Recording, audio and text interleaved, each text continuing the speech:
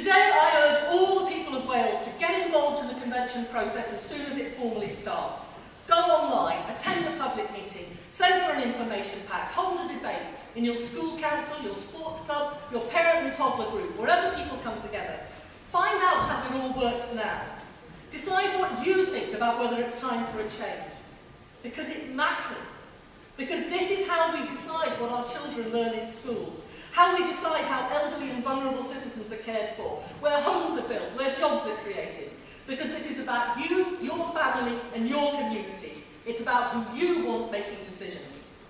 And we implied should participate in the convention too, but I believe more as citizens in communities than as a political party.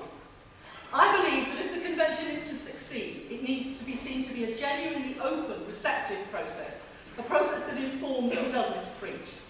It must not be seen to be hijacked at any level by anyone's party political interests. And I'm absolutely convinced that those of us who have made up our mind that it's time for the next step have nothing to fear from letting the convention do its work objectively.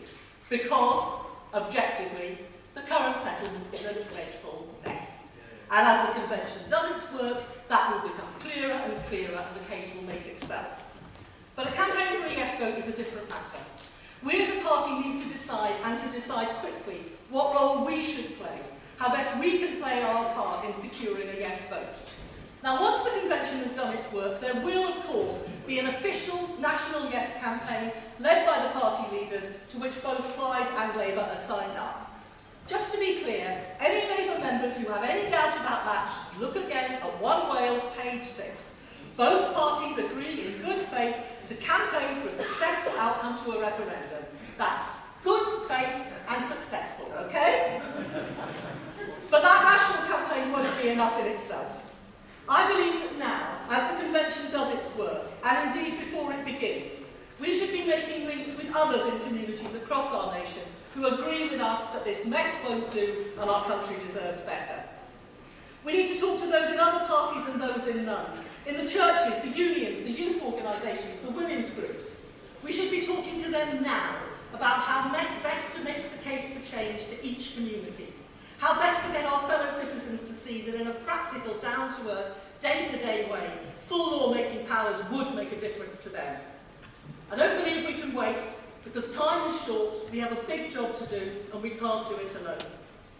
Conference, indeed, it is a big job to do, but I firmly believe that we can and will do it. I believe that the convention will advise that there's an appetite for change and that a referendum should be held and can be won. I believe that we can, through a powerful coordinated yes campaign, secure a yes vote in that referendum.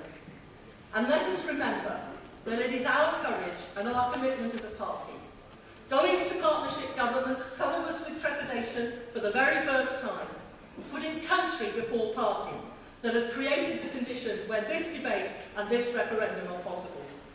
It was our duty to create those conditions, whatever we may have feared the cost might be.